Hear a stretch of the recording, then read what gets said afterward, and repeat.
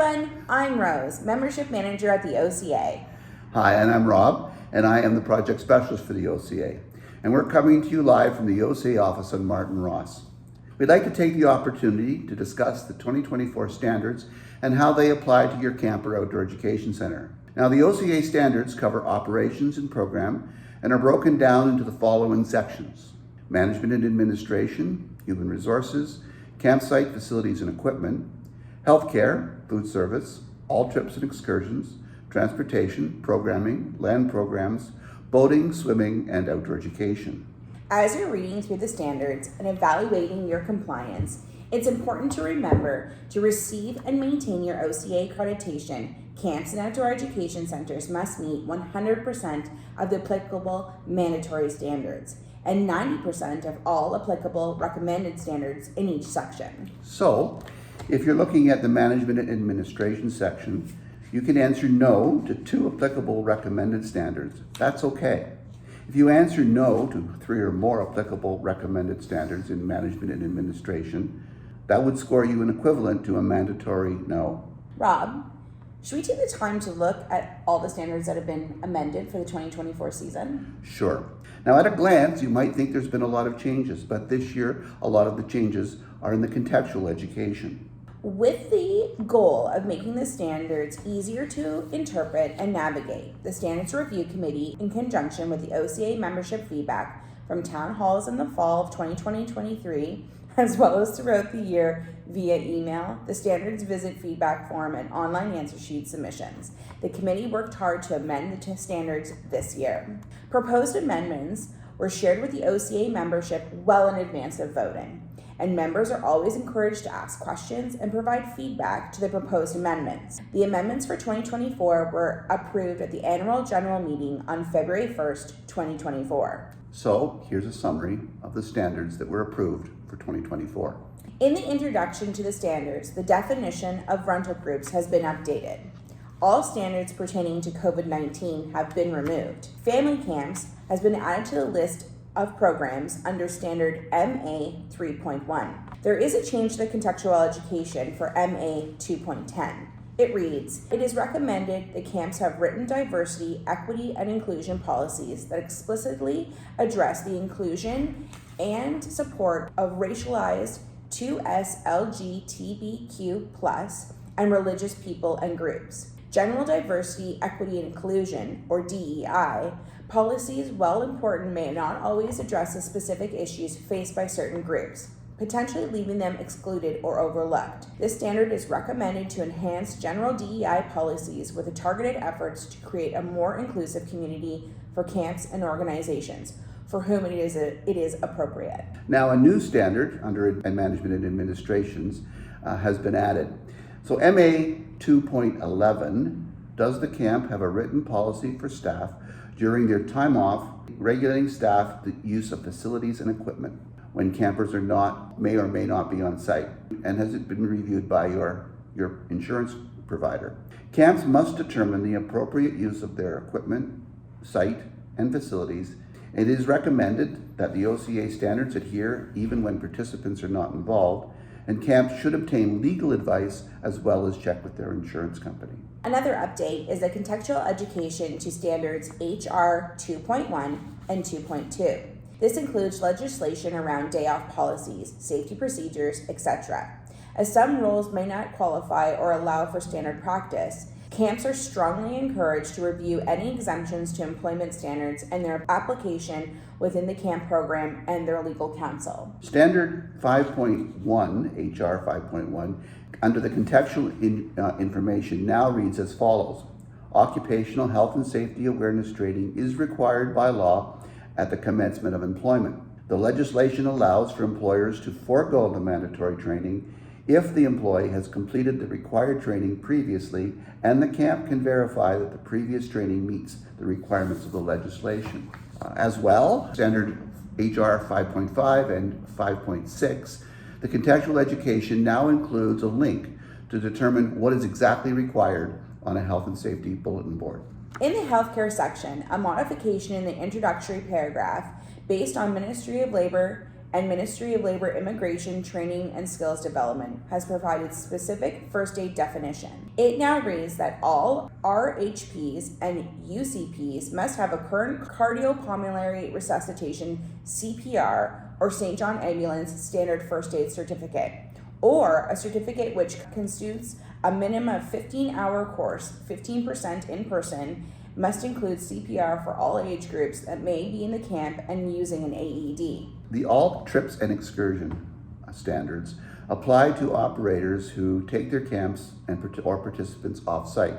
Now, that could be a walk at the park, a visit to a local ice cream shop, or deep into the wilderness on a multi-day trip. Recognizing that the OCA members vary significantly in their trips and excursions, major changes were made a year ago for the 2023 standards. Rob, it's really important for our camps and outdoor education centers to recognize when determining whether this section applies to your programming. The first thing you should do is read the general notes on page 898 and 99 of your standards guide, which contain very detailed definitions for day and overnight trips and excursions. If your camp and/or outdoor education center organizes trips and excursions, you'll need to identify which type of trip/excursion you do.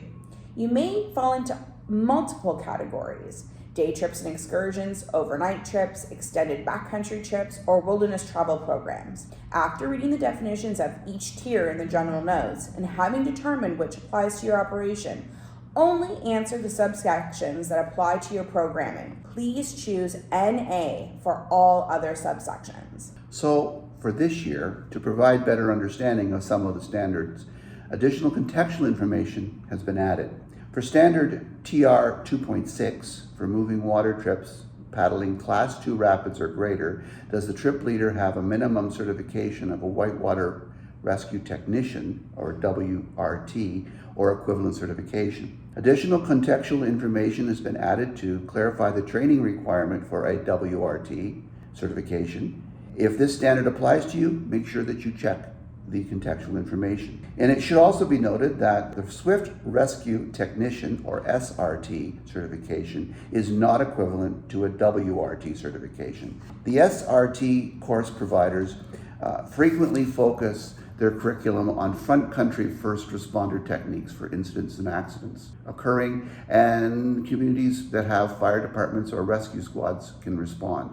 Again, please be sure to read the contextual information for more information. Now, let's talk about TR 5.1, TR 5.2, TR 5.5, TR 5.6, TR 5.7, and TR 5.8 have been combined and reworded, and the contextual information has been modified to outline the framework to what is considered equivalent. As well, edits have been made to the contextual information regarding wilderness first aid for standards TR 5.5 and 5.8. A key facet of wilderness first aid training in a leader's ability to manage injury, illness in a remote setting. Hours for professional medical care. The most comprehensive courses are offered at this time by Wilderness Medical Association, WMA, which provides a 2-day, 16-hour course, Wilderness First Aid, and Red Cross, which provides a 20-hour course, Remote First Aid. Now for TR 6.2, contextual information is now noted that provides more information about some providers who are providing a abbreviated WFR, or Wilderness First Aid Program, which only includes a 5-day and 50 hours, with the proviso that participants do an extensive pre-course study. However, the Wilderness Medical Society recommends that the WFR course comprise of 80 hours of instruction. It is recommended to choose a WFR curriculum that includes the 80 hours. There has been one change to land programs. Standards LP 5.1 has been removed as camps are no longer required to be a member of the Ontario Equestrian Association or the Certified Horsemanship Association. The following contextual education has been added to Standard BT 1.1, and it reads as: boaters should consider their boat speed and their boat wake. For Transport Canada, a boat wake can damage other vessels, docks, and shorelines. It can also be a risk for swimmers, divers, and people in small boats that may capsize. Be aware of your boat's wake and how it might affect those around you. You will be responsible for any damages or harm you cause. Standard BT 2.8 has been updated. The standard now reads, any staff on a boat that is driving a skier or a wakeboarder need not wear a life jacket, but should be informed of the pros and cons of their own safety. The Life Saving Society boating recommendation, choose it, use it. For the swimming standards, there's only been two very small slight changes. The language about swim tests has all been replaced with the term swim assessment. Standards SW 5.8 and 9, as well as SW 6.7 and 6.8, refer to lifeguards. Lifeguards in Ontario are considered to be those holding a current national lifeguard certification. In the spring of 2023, the age requirement for an NL certification was changed from 16 years to 15 years. The contextual education information for these standards has been updated, and camps should consider experience, age, and maturity of a lifeguard and the implications therein. Camps are also reminded of the OCA standards HR 2.3 and HR 2.4 regarding staff ages. One last note around standards. You'll notice that it's mandatory in our standards to have a camp safety plan. There may be times in which OCA is asking camps and outdoor education centers to comply with standards they're not legally required to adhere to. For the camp safety plan, WMIS training, etc., answers of not applicable because you're not legally required will not be accepted. The Standards Review Committee could shout their love for Ontario Regulation 503-17 from the rooftops. They are always seeking new committee members, so reach out to the OCA office if you're interested. Remember, these are your standards. With your devotion to maintaining high standards for organized camping, let's talk about how you can use the standards to prepare during the pre-season. You can review your policies and procedures and combine them with your standards. Directors are encouraged to ask questions to their visitors. A great way to do this is to flag standards in your Step 1 submissions of the answer sheets. To flag a standard, answer it as no, with the explanation of discuss with visitor. Visitors should take a look at any flags prior to the virtual review. You can use a standard checklist for forms and written procedures. All documents are found on the members portal. You can also use a standards tracker tool that was included in your visit information package. As a camp director, I always use the standards to help me with staff training and retraining. Directors should give applicable standards to the appropriate staff. The OCA standards has a summary of standards in the back, which lists each standard by section. This is a great summary meant to be shared with staff. You should also ask yourself, does your staff know where certain manuals and protocols are? If your staff are in crisis, would they know where those resources are and what questions to ask if you're not available? As always, we're here to help you. Please feel free and comfortable reaching out to me via email, rose@ontariocamps.ca, or call 416-485-0425. Rob and I and the entire OCA team are wishing you all a healthy and happy and safe camp summer. Bye for now. Have a good one.